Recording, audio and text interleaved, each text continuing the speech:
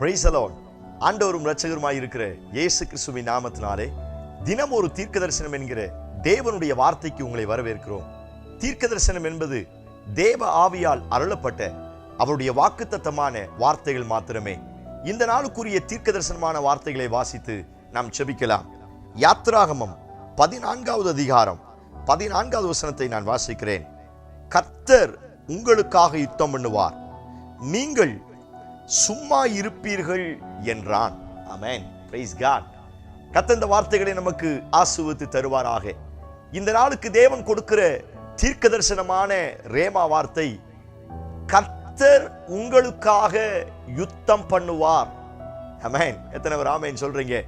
நம்பிக்கையோடு இந்த நாளை துவங்குங்கள். இந்த வார்த்தையை அறிக்கை செய்யுங்கள். பக்தனாயிருக்கிற மோசே இஸ்ரவேல் ஜனங்களை பார்த்து தைரியப்படுத்தி சொன்ன ஒரு தீர்க்க தரிசனமான வார்த்தை. ஜனங்கள் எல்லாரும் பார்வோனின் படையை பார்த்து பயந்து கொண்டிருக்கிறார்கள். அவ்வளவுதான், இனி நம்முடைய லைஃப் முடிஞ்சிச்சு. நம்முடைய பிரேதம் இந்த வனாந்தரத்துல வெட்டுண்டு விழப்போகிறது.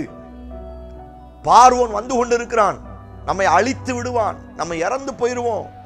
ஜனங்கள் எல்லாரும் பயத்தோடும் முறுமுறுப்போடும் மோசேக்கு விரோதமாய் எழும்பி கொண்டிருக்கிறார்கள்.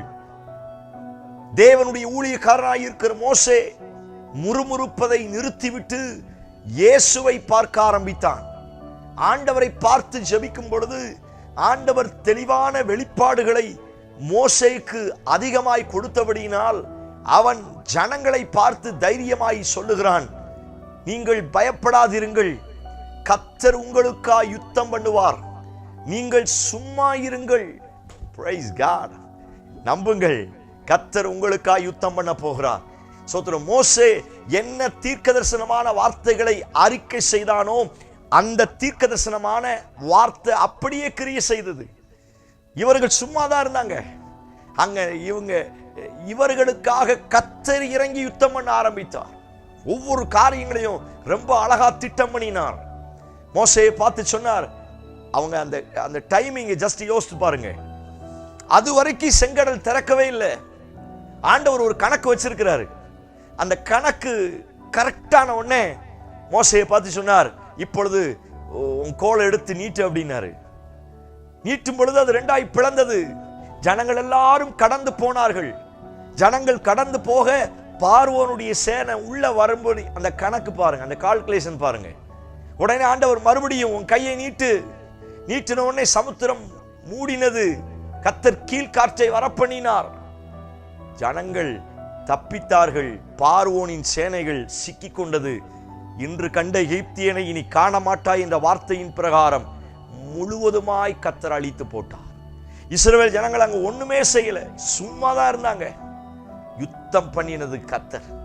பிரியமான தேவனுடைய பிள்ளைகளே, நிறைய பிரச்சனையை பார்த்து பயத்தோடு இந்த சத்தத்தை கேட்குறீங்களா? முன்னாடியும் போக முடியல, பின்னாடியும் போக முடியல, எங்க போறதுன்னு தெரியல, யார்கிட்ட சொல்லி அழுகிறதுன்னு தெரியல, இக்கட்டான சூழ்நிலையிலே நான் சிக்கி தவிக்கிறேனே அப்படின்னு அநேக வேதனையோடு இந்த சத்தத்தை கேட்கிறீங்களா? உங்களை பார்த்து இந்த வார்த்தையை ஆண்டவர் தீர்க்க தரிசனமாய் சொல்லுகிறார், நான் உனக்காய் யுத்தம் பண்ண போகிறேன். Praise God. முன்னாடி செங்கடல் இருக்குதா? நான் யுத்தம் பண்ணுவேன். செங்கடல் ரெண்டா பிளக்கணுமா? நான் யுத்தம் பண்றேன். பார்வோனின் சேனையை செங்கடலுக்குள்ள வைத்து அமிழ்த்து போடணுமா? நான் யுத்தம் பண்றேன். உன் நெக்ஸ்ட் பிரயாணம், உன் நெக்ஸ்ட் அக்கறையில உன் கால் வைக்கப்படணுமா? நான் யுத்தம் பண்றேன். கானானுக்கு நீ போகணுமா? பெரிய ஆசீர்வாதங்களை நீ சுதந்தரிக்கணுமா? நீ சும்மா இரு, நான் உனக்காய் யுத்தம் பண்ணுகிறேன். கர்த்தர் இஸ்ரவேல் ஜனங்களுக்கு யுத்தம் பண்ணி தான் கானான் தேசம் வரைக்கும் அவர்களை அழைத்து சென்று வந்தார்.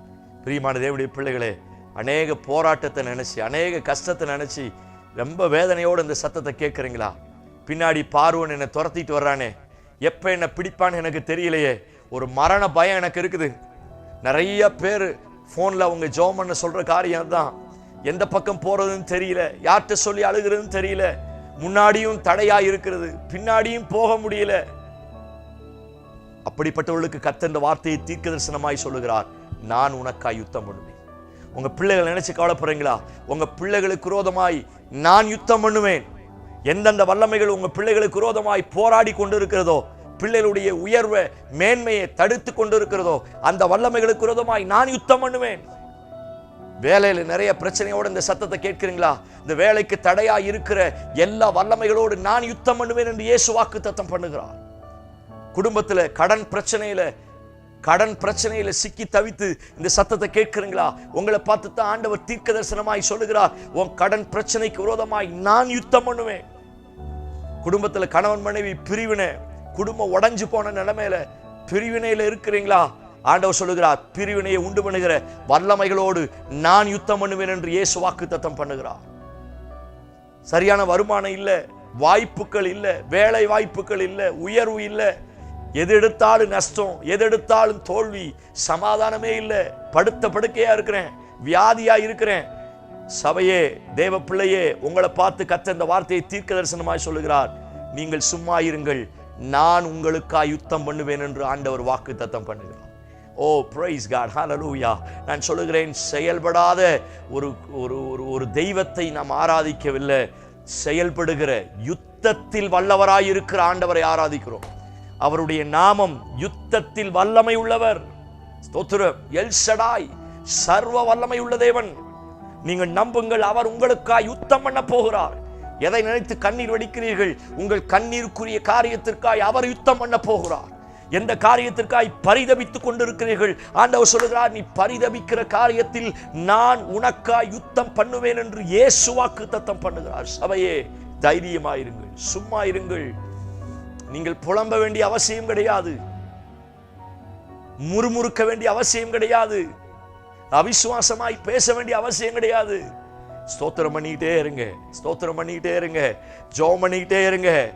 கர்த்தர் நல்லவர், கர்த்தர் நல்லவர், அவர் கிருபை என்றும் உள்ளது சொல்லிக்கொண்டே இருங்க. உங்களுக்காய் அவர் யுத்தம் பண்ண போகிறார். உங்க பிள்ளைகளுக்கு விரோதமாய் எழும்புகிற வல்லமைகளுக்கு விரோதமாய் அவர் யுத்தம் பண்ண போகிறார். உங்க குடும்பங்களுக்கு விரோதமாய் எழும்புகிற வல்லமைகளுக்கு விரோதமாய் கர்த்தர் யுத்தம் பண்ண போகிறார். நம்புங்கள், இந்த நாட்களில் என் பிரச்சனைக்காய் கர்த்தர் யுத்தம் பண்ண போகிறார்.